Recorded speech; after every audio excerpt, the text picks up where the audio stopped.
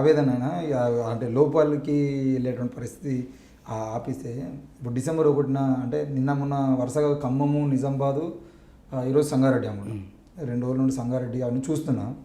December 1 నాడు హైదరాబాద్ జింకానా గార్డెన్స్లో meeting అంటున్నారు. ఈ మీటింగ్ సంబంధించిన విషయంలో మీ పాత్ర ఏంది?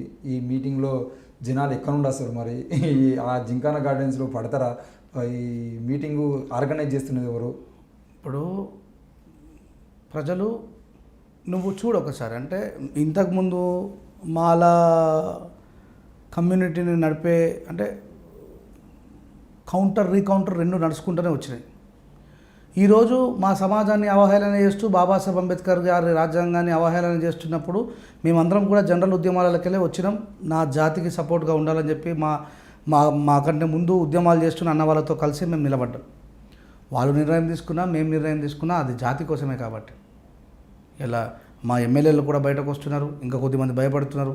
రేపు పొద్దుగాల వాళ్ళకు కూడా ఎట్లా సమాధానం చెప్పాలో చెప్తాం. రేపు మరి కులగణాలు మాలోడని రాసుకుంటాడా, లేకపోతే ఇంకోటి గుర్తుని రాసుకుంటాడా? వాడు రిజర్వేషన్ మీద పోటీ చేస్తున్నాడు, ఇంకా దేని మీద పోటీ? వాళ్ళ ఇళ్ళకి పోతాం. సీదా గుర్తుపెట్టుకో రాకేష్, ముందే చెప్తున్నా. ఏ ఎమ్మెల్యేలు అయితే రేపు పొద్దుగాల కలిసి రారో, టీఆర్ఎస్ కానీ బీజేపీ కానీ దళితుడు కాంగ్రెస్ ఎమ్మెల్యే కానీ రాకపోతే వేలాది మందిని వాళ్ళ ఇళ్ళ ముంగట తరలిస్తాం. రాళ్లతో వాళ్ళ అద్దాల వల్ల కొడతాం. అయితే కేసులు ఇన్ని రోజులు వేరే వాళ్ళ కోసం కేసులు అయితే అయినాయి, మా జాతి కోసం అయితే కానీ వాళ్ళు రాకపోతే మాత్రం కంపల్సరీ ఉంటుంది.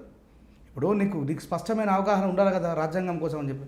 సో డిసెంబర్ 1వ తారీఖు నాడు పెద్ద మొత్తంలో మా జనాల్ని తరలిస్తూ కాంగ్రెస్ గవర్నమెంట్కి కంపల్సరీ వార్నింగ్, ఇది కంపల్సరీ వార్నింగ్. రేవంత్ రెడ్డి గారికి తెలియాలి.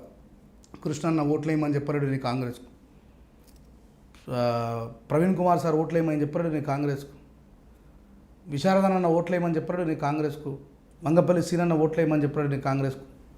రేవంత్ రెడ్డి గారు సముచితమైనటువంటి ఆలోచన చేయండి, జాగ్రత్త. మాలలతో ఏమైతుంది, సోమరిపోతులు బయటకు రాలనుకుంటారు. సమయం వచ్చినప్పుడు ఖచ్చితంగా ఈ రేపు జరగబోయే డిసెంబర్ 1వ సభతోని మీకు సేవ్ ఇండియన్ కాన్స్టిట్యూషన్ అని మాట్లాడుతున్న మీ రాహుల్ గాంధీనే క్వశ్చన్ చేస్తాం, నిన్ను క్వశ్చన్ చేయం, గుర్తుపెట్టుకో. అవసరమైతే మాలలందరం పోయి ఢిల్లీలో మీటింగ్ పెట్టి మా బాబాసాహెబ్ అంబేద్కర్ గారి మునిమన్మని పట్టుకొని కూర్చుంటాం. ఈయననేమో సేవ్ ఇండియన్ కాన్స్టిట్యూషన్ అంటాడు ఆయన, ఈయనేమో ఇండియన్ కాన్స్టిట్యూషన్లో ఒక పేజీని చింపే ప్రయత్నం చేస్తారు. అంటే అవలగలం అనుకుంటున్నావా సార్? ఇది పద్ధతి కాదు. సో డిసెంబర్ 1వ తారీఖు నాడు 10 ఉమ్మడి జిల్లాల నుంచి లక్షలాది మంది జింకానా గ్రౌండ్కి వస్తూ ఉన్నారు. నా పాత్ర ఒక సైనికుడి పాత్రని. నేను ఎప్పుడూ మీకు తెలుసు, నేను నాయకత్వం కోసం పాకలాడినోని కాదు.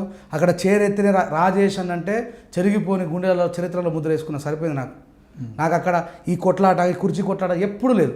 నన్ను మాట్లాడమంటే మాట్లాడతా, లేకపోతే కూర్చుంటా. అది ప్రజల యొక్క అధిష్టానం మీరుగా వదిలేస్తే తప్ప దానికోసం గొడవ లేదు, ఏం లేదు. ఇది నా పాత్ర. డిసెంబర్ 1 తర్వాత అసలైన ఉద్యమం మొదలవుతుంది. ఎస్, ఓపెన్గా చెప్తారు, మాలా సామాజిక వర్గం చరిత్రను తెలుసుకోవడంలో వెనుకబడ్డది. ఈ విషయాన్ని ఒప్పుకోవాల్సిన విషయం. మాదిగ సామాజిక వర్గానికి తెలిసిన చరిత్ర మాలా సామాజిక వర్గానికి తెలియకుండా మాలలు సోమరిపోతులేను. మనకెందుకు అనుకున్నారు, వాళ్ళని తట్టి లేపాల్సిన బాధ్యత తీసుకుంటారు. ఓకే, వదిలిపెట్టాను ఇప్పట్లో, ఎందుకంటే అది నా రెస్పాన్సిబిలిటీ. నా తమ్ముళ్ళు, నా అన్నలే ఏదో వేరే దాంట్లో పోయి తిరుగుతూ అసలు బాబాసాహెబ్ని మర్చిపోయి తిరుగుతుంటే నేను దాంట్లో పుట్టేందుకు కదా? వాళ్ళంతా స్పృహలో ఉన్నారు, నా సమాజమే స్పృహ లేదు. నా సమాజాన్ని స్పృహలోకి నడిపించాల్సిన బాధ్యత నేను తీసుకుంటా. ఎస్, డిసెంబర్ 1 కోసం పాట రాసిన అని చెప్పేసి పల్లెలు మాత్రం వినిపిస్తారు. కొద్దిగా ఒక చరణం కూడా పాడితే బాగుంటుంది. గోరేటి రమేష్ భాయ్ చాలా అద్భుతమైనటువంటి పాట రాసిండు. బహుశా ఇది రేపేళ్ళుండి రికార్డ్ చేస్తాం. అంటే ఈ ఉద్యమం కోసం రేపు పొద్దుగల జరగబోయే ఉద్యమం కోసం. నడవరమాల నడుం కట్టరమాల, నడవరమాల నడుం కట్టరమాల, లేవరమాల నిద్దుర లేపరమాల, పద పద పద అడుగులేస్తూ నడు ఉరకలేస్తూ, పద అడుగులేస్తూ నడు ఉరకలేస్తూ, సాగుతున్న సమరానికి సాయమవ్వగా, జరుగుతున్న పోరుగును సిద్ధమవ్వగా, నడవరమాల నడుం కట్టరమాల, లేవరమాల నిద్దుర లేపరమాల, మాలలంత మనువాదులు అంటూ నిందలేస్తుంటే, ఏండ్లకేండ్లు మా సొమ్మును దొబ్బి తిన్నారంటుంటే, మాలలంత మనువాదులు అంటూ నిందలేస్తుంటే, ఏండ్లకేండ్లు మా సొమ్మును దొబ్బి తిన్నారంటుంటే, చెప్పి ఇన్నేళ్లుగా అబద్ధాల సమాధిపై నిజాన్నంత పాతరేసి నిన్ను దోషిగా నిలబెడితే, సిగ్గుశరం లేకుండా ఇంట్లో వండుకుంటవేరా, సిగ్గుశరం లేకుండా ఇంట్లో వండుకుంటవేరా, నిజం చెప్పి మాట్లాడగా నిప్పురవ్వవై రారా, నడవరమాల నడుం కట్టరమాల అరే లేవరమాల నిద్దుర లేపరమాల పద పద పద అడుగులేస్తూ నడు నడు నడు ఉరకాలేస్తూ. ఈ రేపటి సమర శంకారావానికి ఈ పాట ఒక మంచి ఆయుధంగా ఉపయోగపడుతుంది. ఈ పాట రాసిన గోరెటి రమేష్ గారికి కూడా హృదయపూర్వక రికార్డింగ్ అయిందా? నేనే పాడుతున్నా. ఓకే, రేపు పాడతా.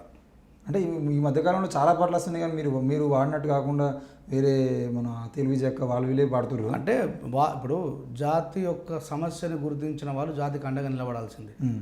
మేము ఎప్పుడు ఎవరిని దూషిస్తూ రాష్ట్రాలను ఎవరిని దూషిస్తూ పాడతారు. మా జాతిని జాగృతం చేసుకోవడం కోసం మా సమాజాన్ని మా కులాన్ని మేము మేల్కొల్పడం రాజ్యాంగబద్ధమే తప్ప రాజ్యాంగ విరుద్ధమే కదా. అలా 30 సంవత్సరాల నుంచి వాడినా మేమేమన్నా ఓపెన్గా రాసాడు. ఓ సంపన్న మాలలారా వెన్నుపోటు మానుకోండిరా. నేను రాయరదా ఓ సంపన్న మాదిగలారా మనవాదుల సంకనెక్కకుండ్రిరా. ఎంతసేపు విచ్ఛిన్నం చేసే ఆలోచన మాకు లేదు. ఎవడెవడో ఏదో రాసుకున్నా పట్టించుకునే అవసరం లేదు. తాటాకు సప్పులకు కుందేలే భయపడాయి, సింహాలం మేము ఎందుకు భయపడతాం? ఎస్ చరిత్ర ఉంది, ఏదో పుక్కిడి పురాణమైన చరిత్రలు చెప్పట్లేదు. ఇంకా చరిత్రలో పోతే చాలా ఉంటుంది కథ, అవసరం లేదు. గాల్లే పుట్టిడు గాలి లేకుండా పుట్టిడు ఇవన్నీ చెప్పుకోవాల్సిన పని లేదు. బాబాసాహెబ్ అంబేద్కర్ ఒక్కరు చాలు. ఆయన కులం కోసం ఆలోచించిన వ్యక్తి కాదు, ఈ భారతదేశ పీడిత ప్రజల కోసం ఆలోచించిన వ్యక్తి. మేము కూడా అట్లనే ఉన్నాం. కానీ ఇప్పుడు మీరు అనుకున్నట్టు వర్గీకరణ జరిగితే ఈ లొల్లి పోతే కదా మొత్తానికి లొల్లిపోయి మళ్ళీ మీరు అనుకుంటున్న రాజ్యాధికారం. మళ్ళీ చెప్తున్నానయ్యా బాబు, రాజ్యాంగబద్ధమైన వర్గీకరణ చేసుకోండి. ఎవరన్నారు? మీరు పోరాడండి, మీ పోరాటంలో రాజ్యాంగబద్ధంగా పోండి. నేను చెప్తున్నా కదా, రాజ్యాంగబద్ధంగా జరిగితే నేనే మద్దతు ఉంటా.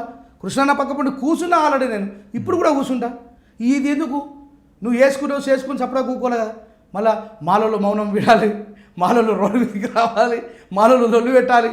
అంబేద్కర్ ఇప్పుడు మాలలో అంటే సప్పుడు చేయలేరు, మళ్ళీ అంబేద్కర్ గెలకబడుతుంది. బాబాసాహెబ్ అంబేద్కర్ కూడా కులపిచ్చి లేకపోతే ఆయన మహర్ల సమ్మేళనం ఎందుకు పెట్టినట్టు. ఇదంతా బీజేపీ చేస్తున్న చర్య అని చెప్పింది. కృష్ణ ఇంకెన్ని రోజులు నడిపిస్తావు ఇట్లా? మాదిగా సమాజానికి వర్గానికి కూడా అర్థమవుతుంది నువ్వు మాట్లాడుతున్న మాటలు నీ కావు బీజేపీలే అని. నువ్వు కొంచెం పెద్ద మనసు చేసుకొని ఆలోచించుకొని రాజ్యాంగబద్ధమైన పోరాటానికి సిద్ధం కావాలని మనస్ఫూర్తిగా కోరుకుంటున్నాను. రేపు ఫ్యూచర్లో ఒకవేళ మళ్ళీ మాదిగలకు సంబంధించిన వీళ్ళ మీద దాడులు కానీ ఏమైనా జరిగినప్పుడు కానీ రాజేశ్వరేంద్ర వాళ్ళ వైపు నిలబడే అవకాశాలు ఉంటాయా? 100%. లేదంటే మాది కాదనుకుంటా. చచ్చ అంత అంచుండి దుర్మార్గుని కాను. నేను ఫస్ట్ బాబాసాహెబ్ అంబేద్కర్ నేనే కాదు రాకేష్, నువ్వు చూడు కదా. ఇప్పుడు ఏ ప్రభుత్వాలు వచ్చినా ఒక మునగాడు బుజ్జ తారకం సార్ ప్రభుత్వాలనే హైకోర్టులకు ఏడిచిన మునగాడు ఆయన మాలలు మాదిగలను చూసిండా? ప్రభుత్వాన్ని అరే బతుకుతే బతుకాదు భయ్. ఒక సామాన్యమైన వ్యక్తి అంబేద్కర్ గారు ఇచ్చినటువంటి జ్యుడిషియరీ పవర్ని చేతుల పట్టుకొని ప్రభుత్వాలని గడగడలాడించిండు. అంతటి సమర్థవంతమైన జాతర పుట్టినాం మనం. అలా దగ్గరకు పోయి బిచ్చమాడుకునేది, బిచ్చమాడుకోవాల్సిన అవసరం ఉంది. కాంశీరామ్ ఎవరో మన అంటుడు మిత్రుడు మనకు బాగా తెలిసిన అంటుడు, మందకృష్ణ అన్న కూడా కాంశీరామ్ గారి సిద్ధాంతాన్ని. అరే బాబు, కాంశీరామ్ గారు బీజేపీ మీద సవారీ చేసిండు, బీజేపీ కాళ్ళు మొక్కి బూట్లు నాగలేడు. వద్దు, ఎందుకు చరిత్రలకు పోతే పాపం కొత్త తెలియని తమ్ముళ్ళందరూ ఏమో మాననేదో అంటారు అని చెప్పి అనుకుంటారు. అదే నా బాధ అంతా కూడా.